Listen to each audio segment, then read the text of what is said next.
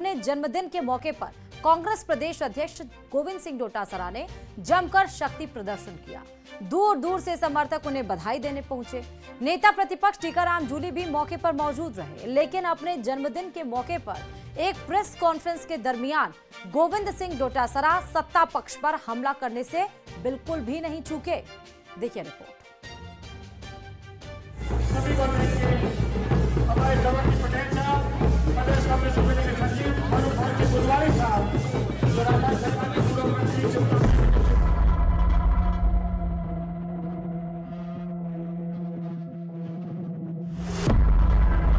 मौका था PCC chief Govind Singh Dotasra के जन्मदिन का और ये नजारा है पीसीसी वॉर रूम के बाहर का, जहां विशाल मंच बनाया गया। उन्हें बधाई देने के लिए भारी संख्या में नेता पहुंचे। पूर्व मुख्यमंत्री अशोक गहलोत, सचिन पायलट समेत कई नेताओं ने उन्हें जन्मदिन की बधाई दी।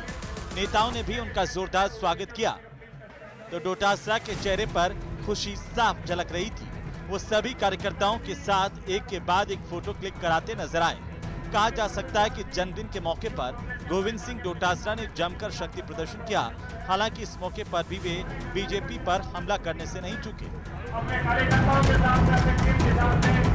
आए दिन अपराध हो रहे हैं, लेकिन कोई सुनने वाला नहीं है। इसलिए मैंने मेरे तमाम कार्यकर्ताओं से आज मेरे जन्म दिवस पर मैं आग्रह करना चाहता हूं कि उठ खड़े होइए, कांग्रेस का साथ दीजिए, लोगों के बीच में जाइए, लोगों के दुख दर्द में भागीदार बनिए और इस भारतीय जनता पार्टी की राजस्थान में और दिल्ली में जो सरकार है उसको उखाड़ फेंकने के लिए कमर कस लें, क्योंकि हर वर्ग परेशान है, लोग परेशान हैं, लोग ठगा महसूस कर रहे हैं। आज इस राजस्थान में दावे के साथ कोई नहीं कह सकता कि ये काम हो सकता है, जायज काम है। अब हमला कांग्रेस प्रदेश अध्यक्ष ने बोला तो बीजेपी प्रदेशाध्यक्ष कहां पीछे रहने वाले थे। बीकानेर के दौरे के दौरान उन्होंने कांग्रेस वोट चोर गद्दी छोड़ के अभियान पर भी तीखा हमला किया और सोनिया गांधी को ही असली वोट चोर करार दिया। कि सोनिया जी हिंदुस्तान में 1980 में वोटर बन गई थी, जबकि वो हिंदुस्तान की नागरिक 1983 में बनी। कैसे बन गई? जो हिंदुस्तान का नागरिक नहीं है, यहाँ का वोटर बन गया सरकार में वोट देने के लिए और वो अधिकृत हो गया। कैसे हो गया? ये वोट चोरी नहीं तो क्या है? जाहिर है कांग्रेस और बीजेपी दोनों ही एक दूसरे पर तीखे हमले करने का कोई मौका नहीं छोड़ रहे। डोटासरा के जन्मदिन जैसे खास मौके पर भी जहां शक्ति प्रदर्शन और सियासी संदेश साफ दिखा, तो वहीं बीजेपी ने भी पलटवार कर चुनावी जंग को और धारदार बना दिया। Bureau report, news 18 Rajasthan.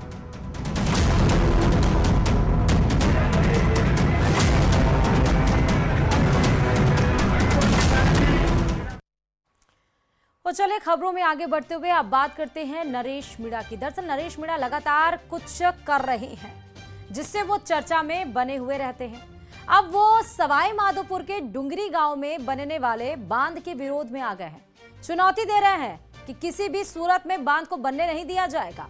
Naresh Meena ने कहा कि डुंगरी बांध के विरोध में होने वाले आंदोलन में एक साथ लाखों लोग भूख हड़ताल करेंगे, चाहे उन्हें अपनी जान ही क्यों ना देनी पड़े, लेकिन लाखों लोगों के आशियाने उजड़ने नहीं देंगे।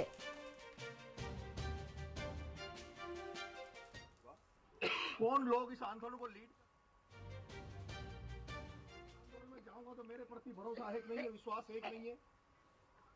आराधना का दिन था नवरात्रि के 9वें दिन मां सिद्धिदात्री की पूजा हुई और कन्या पूजन भी हुआ।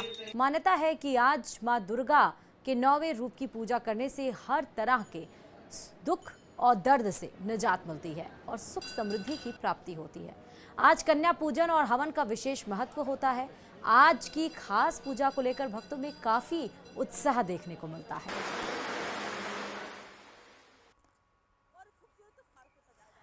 तो हम आपको 4 तस्वीरें दिखा रहे हैं, आप देख सकते हैं। मुख्यमंत्री भजनलाल शर्मा ने जयपुर में कन्या पूजन किया अपने परिवार के साथ। उधर डिप्टी सीएम प्रेमचंद बैरवा ने भी आज 9वें दिन हवन पूजन के साथ हवन पूजन किया।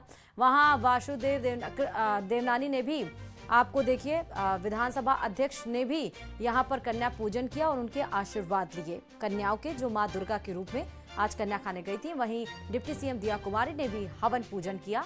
नवरात्रि के 9वें दिन मां सिद्धिदात्री को याद किया। तो वहीं नवरात्रि के 9वें दिन आज प्रदेश भर में एक तरफ जहां कन्या पूजन हुआ तो वहीं सुबह सुबह मंदिरों में भारी भीड़ दिखी।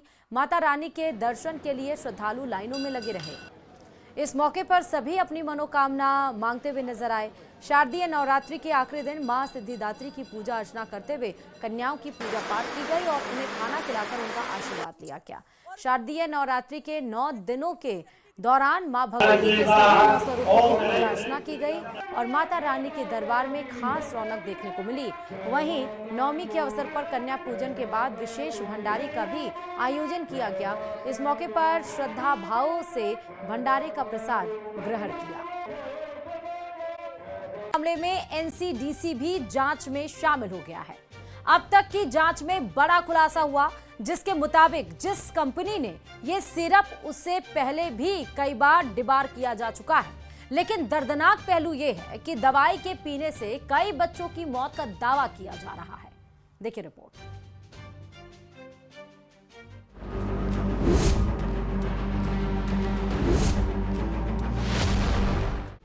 फांसी की दवा पर बड़ा हाहाकार। जांच में जुटी कई एजेंसियां।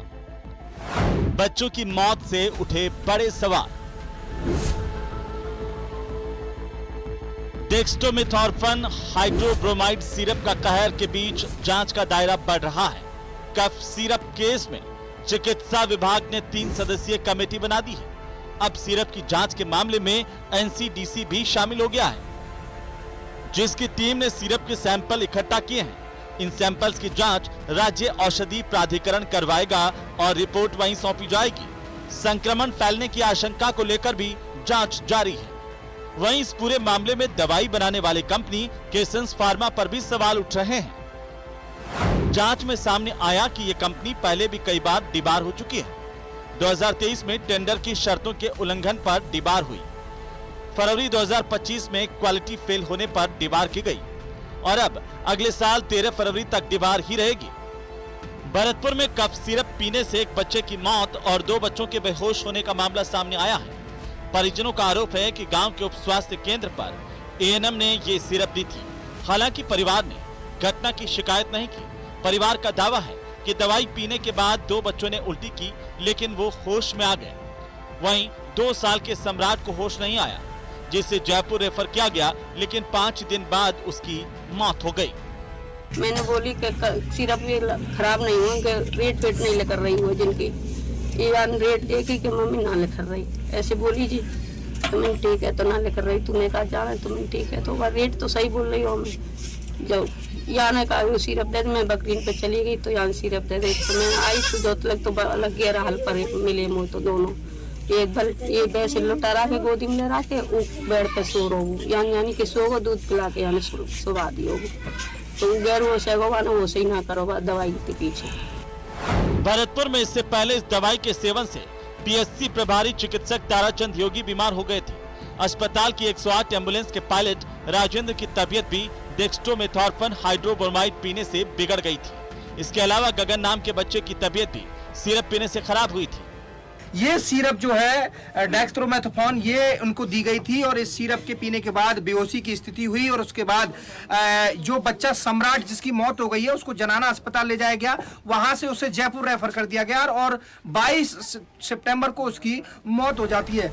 उधर सीकर के खोरी ब्राह्मणान गांव के 5 साल के नित्यांश शर्मा नाम के बच्चे की संदिग्ध मौत के बाद झुंझुनू सीएमएचओ डॉक्टर छोटेलाल गुर्जर ने जांच टीम गठित कर दी है, जिसने चिराना सीएससी अस्पताल में जांच शुरू की।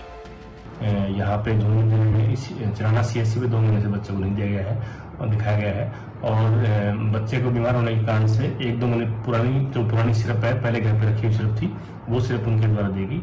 उसके बाद मतलब कि सीकर के ऐसी हॉस्पिटल के अंदर जो मौत उस बच्चे की हुई है। तो हमारी झुंझुनू की टीम के अकॉर्डिंग तो यहाँ पे कोई सीएससी पे इस नाम से पेशेंट 2 महीने से नहीं आया है। उधर मासूमों की मौत पर सूबे में अब राजनीति शुरू हो गई है। सीकर में नकली दवा पीने से एक बच्चे की डेथ हो गई। सरकार को जवाब देना चाहिए। मुख्यमंत्री जी सामने आइए, बताइए, नकली दवा खरीद रहे हैं आप, फ्री दवा और फ्री इलाज कांग्रेस की बहुत बड़ी ड्रीम योजना थी और उस ड्रीम योजना का रिलीफ मिला। आपने चिरंजीवी योजना बंद कर दिया, फ्री इलाज आपने बंद कर दिया। पहले 50 लाख तक का इलाज हमारे टाइम पर फ्री होता था। आखिर आप इतना बड़ी कमीशनबाजी हो गई, इतना बड़ा भ्रष्टाचार हो गया कि नकली दवा खरीद ली। कौन लोग जिम्मेदार है, किस स्तर पर यह भ्रष्टाचार हुआ है, सामने आइए बताइए।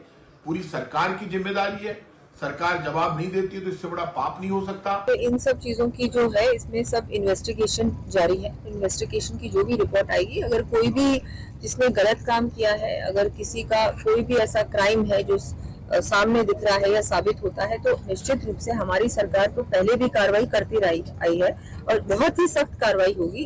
कोई भी इस तरह का गुनाहगार होगा या क्रिमिनल होगा, उसको बख्शा नहीं जाएगा। यानी सवाल सिर्फ इतना नहीं है कि खांसी की दवा में खामी कैसे रह गई, बल्कि ये भी है कि बार बार डिबार होने वाली कंपनी आखिरकार जिम्मेदार सप्लायर कैसे बनी और आखिरकार मासूमों की मौत की असली जिम्मेदारी कौन लेगा। Bureau report, news 18 Rajasthan.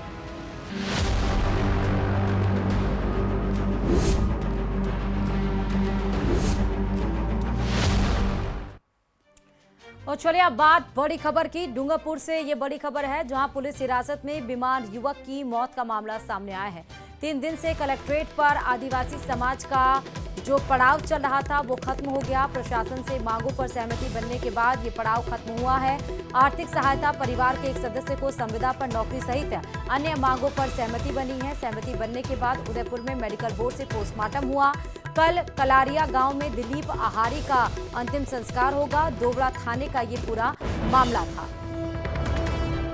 तो पुलिस हिरासत में बीमार युवक की मौत मामले में 3 दिन से जो कलेक्ट्रेट पर आदिवासी समाज का पड़ाव चल रहा था वो खत्म हो गया और मांगों पर सहमति बनने के बाद कल अंतिम संस्कार होगा। पोस्टमार्टम हो गया है शव का। नौकरी से हटाना है उनका भी, अभी तो फिर चलेगा प्रोसेस, तो फिर हम भी बैठेंगे ये जब प्रोसेस होगा। पर ये एफआईआर दौड़ा कटी थी कि आज कटी, उस दिन कट चुकी थी। एक एफआईआर दौड़ा उस रोज कटा था। तो 3 दिन से ये आदिवासी समाज का धरना चल रहा था। बताते चलें कि ज्यादा जानकारी के साथ संवाददाता जयेश इस खबर पर जुड़ चुके हैं। जयेश, 3 दिन से जो पड़ाव चल रहा था वो आखिरकार खत्म हो गया। किन मांगों पर सहमति बनी जयेश? देखिए, डूंगरपुर जिले के देव सोमनाथ निवासी जो लड़का था दिलीप आहारी, उसकी पुलिस हिरासत में तबीयत बिगड़ने के बाद में अस्पताल में मौत हो गई थी। उसको लेकर के पिछले 4 दिन से आदिवासी समाज जो है वो धरना प्रदर्शन कर रहा था। दिलीप आहारी की मौत कल हुई थी, उसके बाद से उसकी मौत को लेकर, मांगों को लेकर आदिवासी समाज प्रदर्शन कर रहा था। आज कल से लेकर आज तक करीब 1.5 दिन के बाद में जो आदिवासी समाज और प्रशासन के बीच में सहमति बनी है। जो दोषी पुलिसकर्मी जो जिनके ऊपर आरोप लगाए हैं, दोषी नहीं कहेंगे, जिनके ऊपर आरोप लगे हैं कि जिस दिलीप के साथ जिन्होंने मारपीट की, ऐसे 5 पुलिसकर्मी, जिसमें दोवड़ा थाना के जो सीआई हैं तेजकरण, उनके समेत करीब 5 पुलिसकर्मियों को सस्पेंड कर दिया गया है। साथ ही परिवार के एक व्यक्ति को संविदा पर नौकरी लगाने की सहमति प्रशासन के साथ बनी है। इसके साथ ही आर्थिक सहायता पर भी सहमति बनी है, जो हालांकि उसकी पुष्टि नहीं की जा सकती, लेकिन करीब 30 लाख रुपए पर प्रशासन और परिजनों की सहमति बनी है। इसके बाद में धरना समाप्त कर दिया गया है। जो शव उदयपुर में पड़ा है मृतक का, उसका पोस्टमार्टम हो गया है और संभवतः कल शव डूंगरपुर आएगा। उसके बाद में उसका अंतिम। बहुत शुक्रिया तमाम जानकारी देने के लिए। और चलिए आप बात करेंगे पीसीसी